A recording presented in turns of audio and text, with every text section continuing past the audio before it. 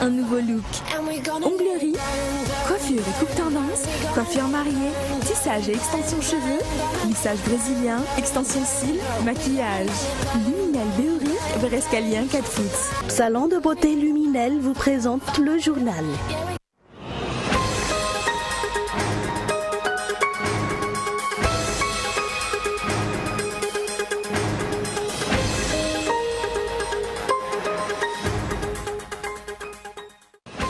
Au sommaire de cette édition, la composition de la CENI tarde. À quasiment 2 mois des élections sénatoriales qui seront confiées à cette commission électorale nationale indépendante, les membres qui formeront son organe permanent ne sont pas encore connus.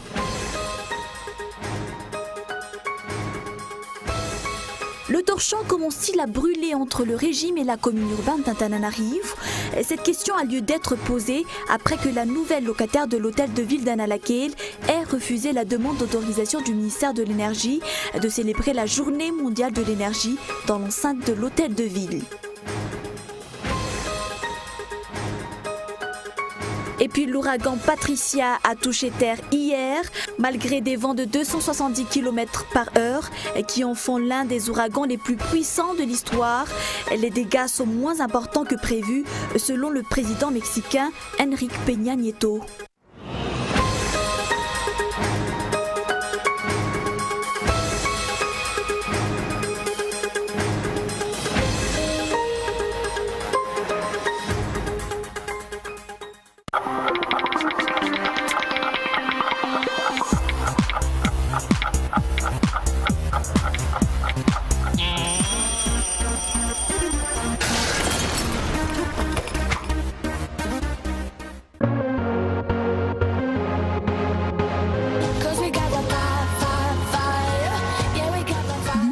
Un nouveau look. Onglerie, coiffure et coupe tendance, coiffure mariée, tissage et extension cheveux, lissage brésilien, extension cils, maquillage. Luminel Béoric, Verescalien 4 foot. 034 01 816 59 033 11 859 98. Luminel, osez être la plus belle.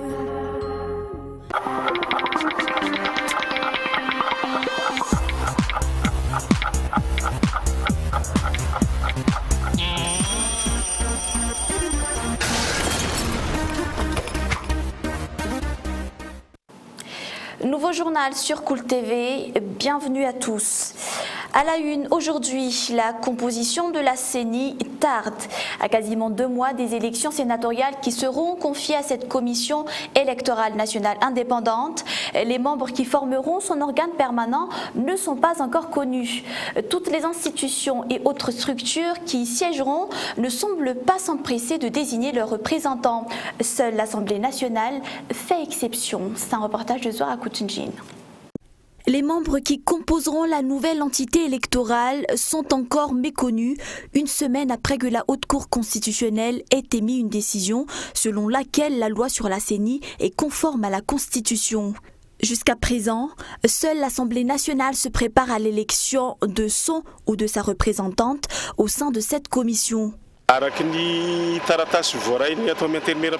Conformément à la lettre que nous avons reçue aujourd'hui, l'Assemblée nationale dispose de 7 jours pour soumettre le nom de son représentant qui siégera au sein de la nouvelle CENI.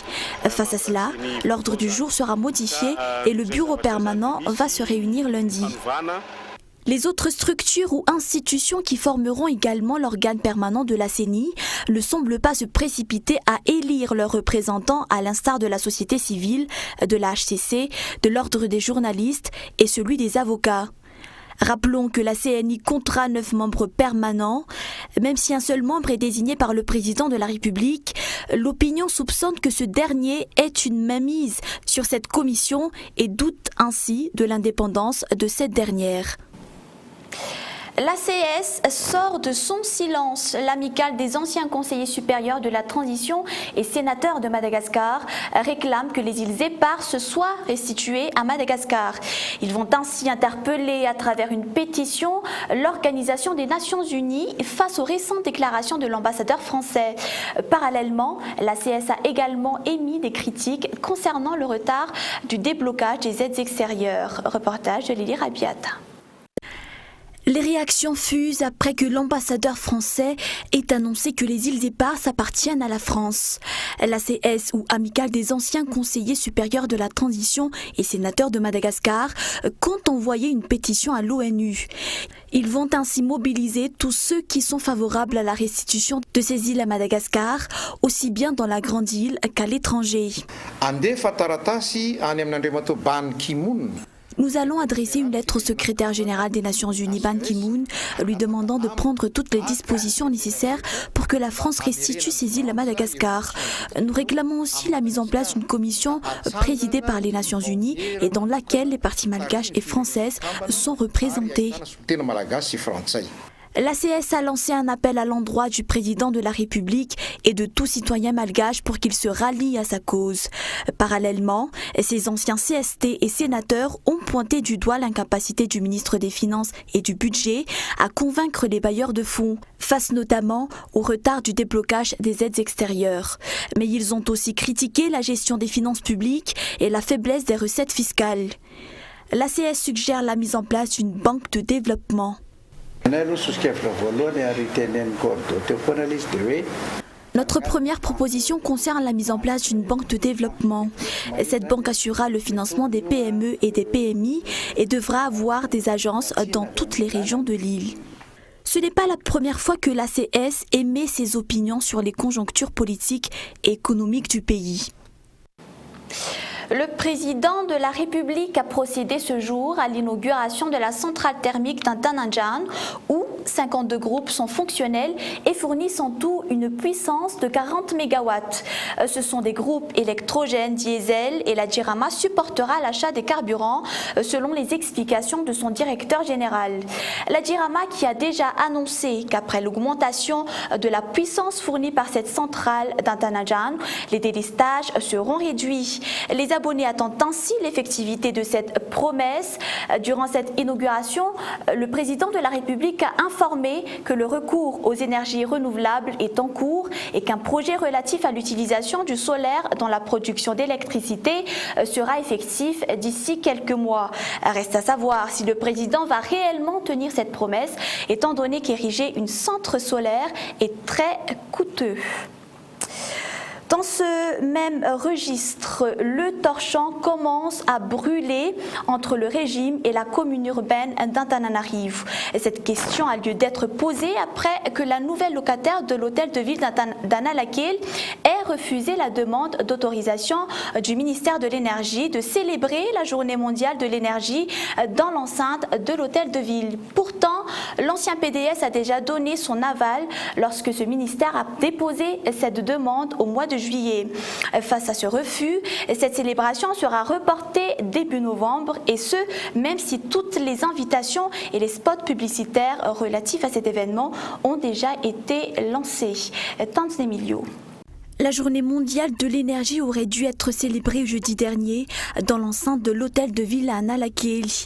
La demande d'autorisation pour occuper cette place a été adressée à la commune urbaine d'Antananarivo il y a 3 mois et l'ancien PDS y a déjà répondu favorablement.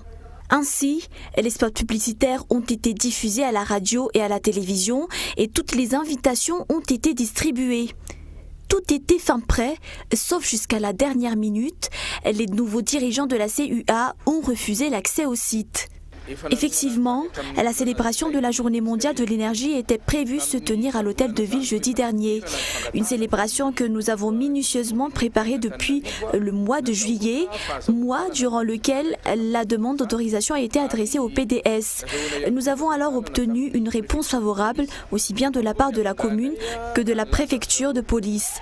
Seulement 48 heures avant l'événement, nous avons été stupéfaits d'apprendre que l'accès à l'hôtel de ville nous est refusé. Nazahoanay fampahafantarana fa hoe tsy azonay ampiasaina indray zany ny atitrano ny hôtel de ville.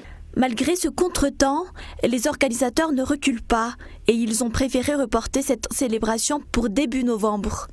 Une célébration durant laquelle le ministère de l'Énergie et la Jirama seront attendus au tournant car plusieurs questions titillent l'esprit des abonnés, notamment la fin définitive des délestages, le recours aux énergies renouvelables, les futurs branchements d'électricité et surtout la hausse de tarifs remarquée sur les dernières factures. Énième litige foncier à Ntomading. Cette fois-ci, l'affaire concerne le blocage de l'accès de la population à une petite ruelle. Un ancien ministre entame actuellement des travaux sur cette ruelle et la population ne peut donc plus l'emprunter. Les habitants ont déjà obtenu gain de cause car le tribunal a ordonné l'arrêt des travaux, mais cet ancien responsable n'en fait qu'à sa tête. Reportage. L'objet de ce litige est le blocage par un ancien ministre de l'accès de la population d'Ntomading à une ruelle en pavé construite par le FID.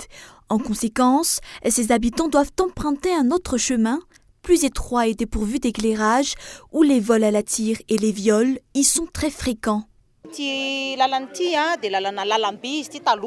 Comme vous le voyez, cette ruelle est déjà en pavé et elle a été construite à l'époque par le FID.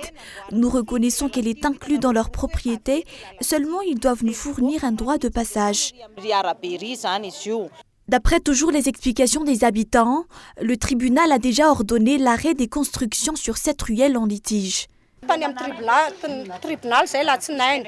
Nous avons demandé l'avis du tribunal lundi dernier et on nous a clairement indiqué que la construction du mur doit être interrompue en attendant le verdict du procès en appel.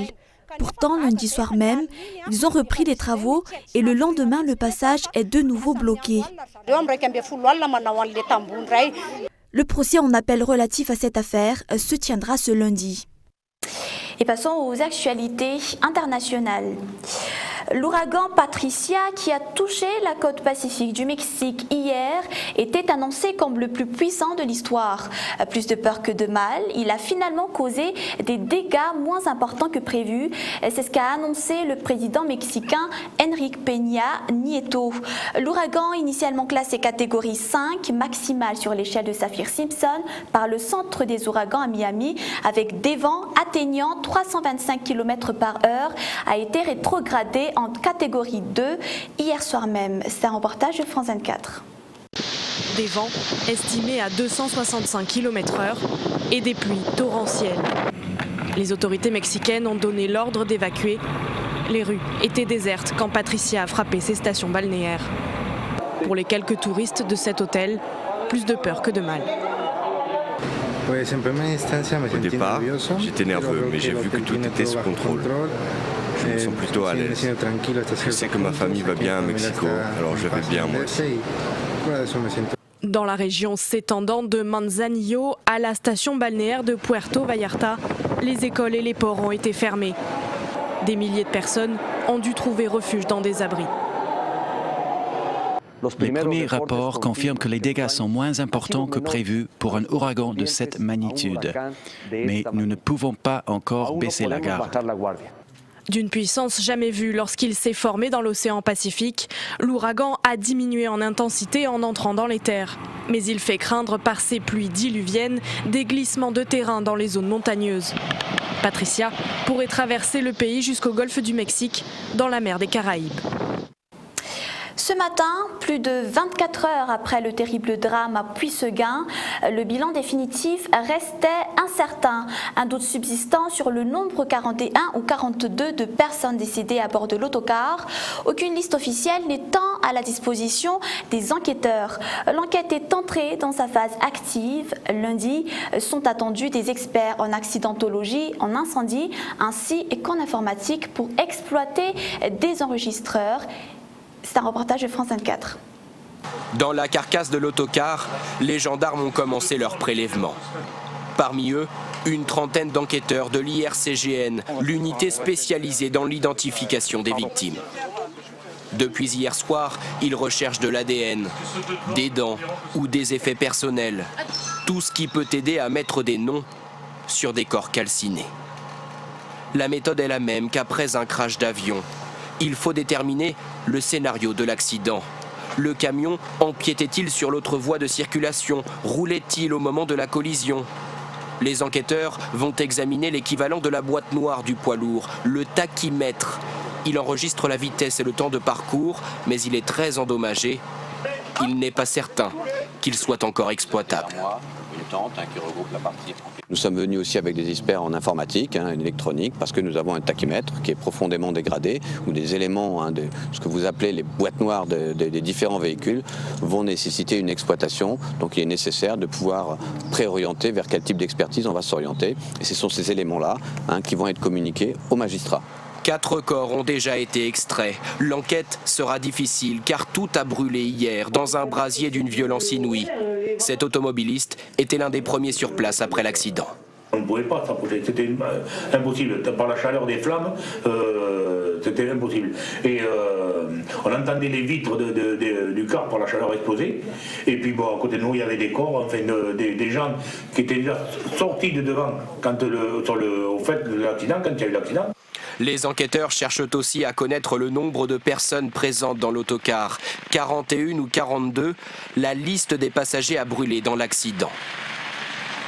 Dans le village de Puisseguin, les familles des victimes sont elles aussi mises à contribution dans l'enquête. Les gendarmes prélèvent leur salive pour des analyses ADN. Elles permettront de retrouver leurs proches piégés dans l'autocar. Et un rappel des actualités qu'on a vues ensemble aujourd'hui. La composition de la CENI tarde à quasiment 2 mois des élections sénatoriales qui seront confiées à cette commission électorale nationale indépendante. Les membres qui formeront son organe permanent ne sont pas encore connus. La CES sort de son silence. L'amicale des anciens conseillers supérieurs de la transition et sénateurs de Madagascar réclame que les îles éparses soient restituées à Madagascar. La CES a également émis des critiques concernant le retard du déblocage des aides extérieures. Et puis nous avons vu aussi tout à l'heure l'ouragan Patricia qui a touché la côte pacifique du Mexique hier. Il était annoncé comme le plus puissant de l'histoire. Plus de peur que de mal. Cette fois-ci, il a finalement causé des dégâts moins importants que prévu. Voilà pour ce journal, ainsi se termine-t-il. Merci de votre attention. Passez un bon week-end. À très bientôt. Au revoir.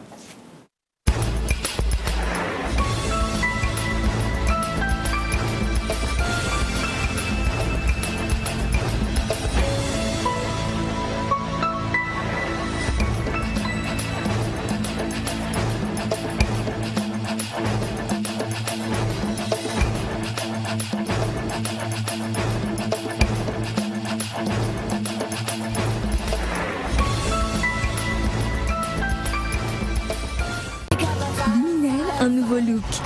Onglerie, coiffure et coupe tendance, coiffure mariée, tissage et extension cheveux, lissage brésilien, extension cils, maquillage. Luminel Béouric, Verescalien 4 foot. Le journal vous a été présenté par Salon de beauté Luminel.